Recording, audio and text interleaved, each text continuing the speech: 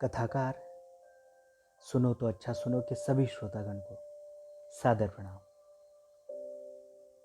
आदि पुरुष यानी जिसका ना आदि हो ना अंत, वो है भगवान शिव, जो जन्म और मृत्यु से परे है। भगवान शिव की जीवन शैली हो या उनका कोई अवतार, वे प्रत्येक रूप में भिन्न हैं। फिर वे तांडव करते हुए नटराज हो या विष पीने वाले नीलकंठ, या फिर अर्धनारीश्वर के रूप में सबसे पहले प्रसन्न होने वाले भोलेनाथ, वे प्रत्येक रूप में जीवन को सही मार्ग दिखाते हैं। उनका नीलकंठ स्वरूप नकारात्मक परिस्थितियों में भी सकारात्मक दृष्टिकोण रखने की प्रेरणा देता है। समुद्र मंथन से जब विष बाहर आया तो सभी ने एक कदम पीछे खींच लिया, क्योंकि विष कोई नहीं पी सकता था। ऐसे में महादेव ने स्वयं विष पिया और उन्हें नीलकंठ नाम दिया गया। इस घटना से बहुत बड़ा सबक मिलता है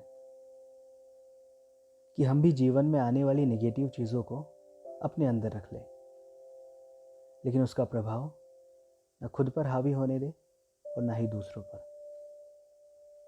भगवान शिव का आदि योगी स्वरूप, शांत रहकर खुद पर नियंत्रण रखना। भगवान शिव से बड़ा योगी कोई नहीं हुआ। किसी परिस्थिति से खुद को दूर रखते हुए उस पर पकड़ बनाए रखना आसान नहीं होता। महादेव एक बार ध्यान में बैठ जाए तो दुनिया इधर से उधर हो जाए, लेकिन उनका ध्यान कोई नहीं भंग कर सकता। शिव का ध्यान हमें सिखाता है कि जीवन की चीजों पर नियंत्रण कैसे रखा जाए। बुराई का अंत कैसे किया जाए। ब्रह्मा उत्पत्ति के लिए, विष्णु रचना के लिए और शिव को विनाश के लिए जाना जाता है। शिव का यह रूप आपको डराने वाला लग सकता है, लेकिन बुराई का अंत होना जरूरी है।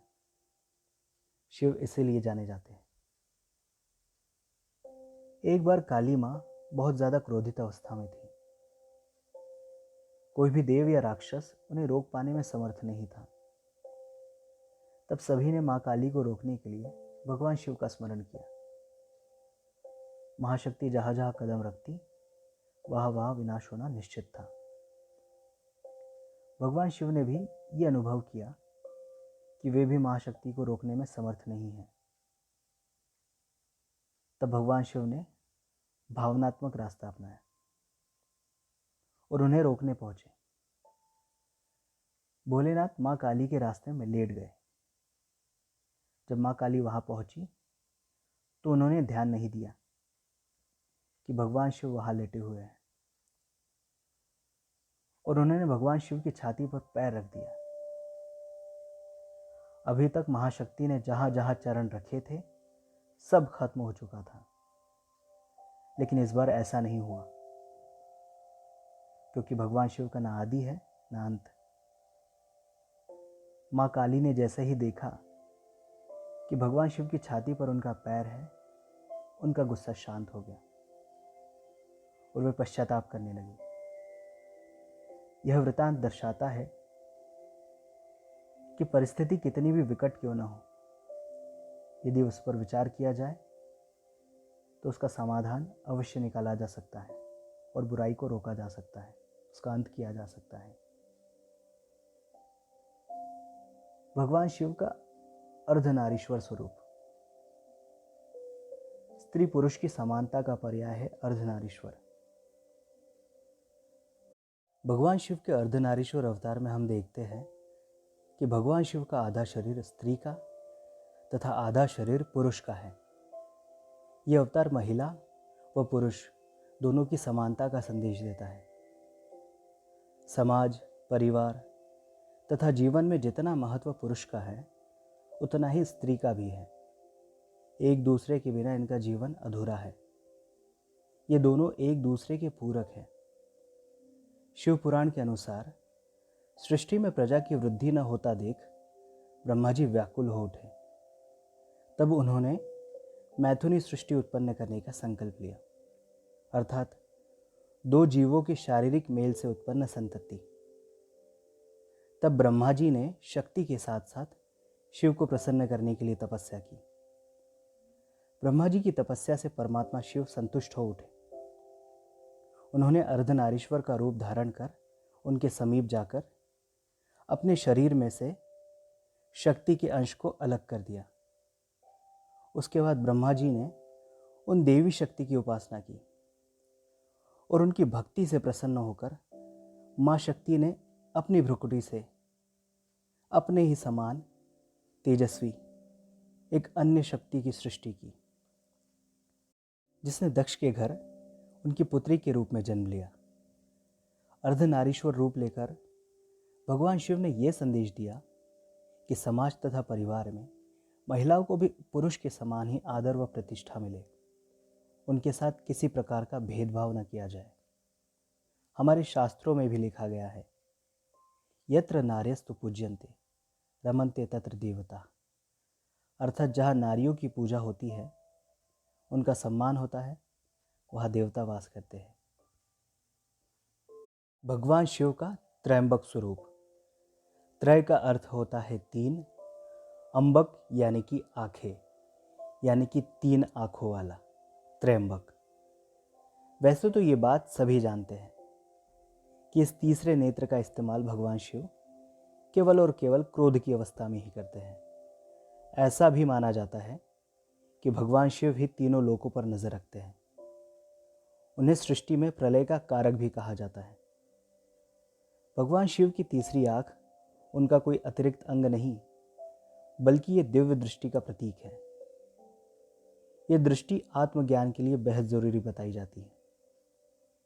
आत्मज्ञान यानी कि सेल्फ कॉन्शियसनेस, या यूँ कह लीजिए सेल्फ रियलाइजेशन। हमारी दो आंखें सिर्फ भौतिक चीज़ों को देख सकती हैं, यानी कि फिजिकल एंटिटीज़ को।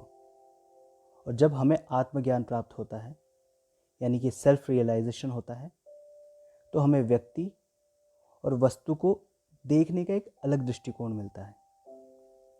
जब कामदेव ने पाप वृत्ति द्वारा भगवान शिव को लुभाने और उनका ध्यान भंग करने का प्रयत्न किया, तो कामदेव के इस कृत्य से क्रोधित होकर भगवान शिव ने अपनी तीसरी आंख खोली और उससे निकली दिव्य अग्नि से कामदेव को जलाकर भस्म कर दिया। सच्चाई तो ये है कि ये कथा प्रतीकात्मक है, जो ये दर्शाती है कि कामदेव हर मनुष्य के भीतर वास करता है। पर यदि मनुष्य का विवेक और प्रज्ञा जागृत हो, तो वो अपने भीतर उठ रहे अवांछित कामोत्तेजना को रोक सकता है, नष्ट कर सकता है। भगवान शिव का महाकाल स्वरूप। एक साधु थे, तपस्या करके बहुत शक्तिशाली हो चुके थे। वे केवल फल और पत्तियां खाते थे, इसलिए उनका नाम प्रणत पड़ गया था। अपनी तपस्या के द्वारा उन्होंने जंगल के सभी जीव जंतुओं पर नियंत्रण स्थापित कर लिया था। वे एक बार अपनी कुटिया की मरम्मत के लिए लकड़ियां काट रहे थे, तभी उनकी उंगली कट गई। साधु ने देखा कि उंगली से खून बहने के बजाय पौधे का रस निकल रहा है। उन्हें अपने आप पर गर्व होने लगा और वे सोचने लगे कि वे इतने पवित्र हो चुके हैं कि उनके शरीर में खून नहीं, बल्कि पौधों का रस भर चुका है। वे उस बात को सोचकर खुशी से फूले नहीं समा रहे थे और उस बात ने उन्हें अहंकार से भर दिया और वे स्वयं को पृथ्वी का सबसे पवित्र मनुष्य मानने लगे। भगवान शिव ने जब ये देखा, तो उन्होंने बूढ़े का रूप धारण किया और वहां पहुंचे। बूढ़े व्यक्ति के भेष में छुपे भगवान शिव ने साधु से पूछा कि वे इतना प्रसन्न क्यों हैं। साधु ने पूरा वृतांत सुनाया। सब बात जानकर भगवान शिव ने उससे कहा कि ये पौधों और फलों का रस ही तो है, और स्मरण रहे, जब पेड़ और पौधे जल जाते हैं तो वे भी राख बन जाते हैं।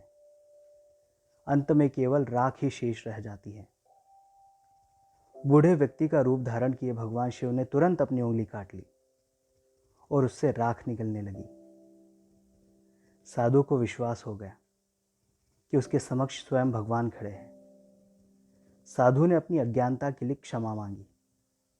ऐसा कहा जाता है कि तब से ही भगवान शिव अपने शरीर पर भस्म लगाने लगे, ताकि उनके भक्त इस बात का सदैव स्मरण रखें कि शारीरिक सौंदर्य का अहंकार न करें, बल्कि अंतिम सत्य को याद रखें, क्योंकि अंत में यह शरीर भी राख बनकर मिट्टी में मिल जाएगा। अकाल मृत्यु वो मरे जो कर्म करे चंडाल का, काल उसका क्या करे जो भक्त हो महाकाल का। बहुत बहुत धन्यवाद।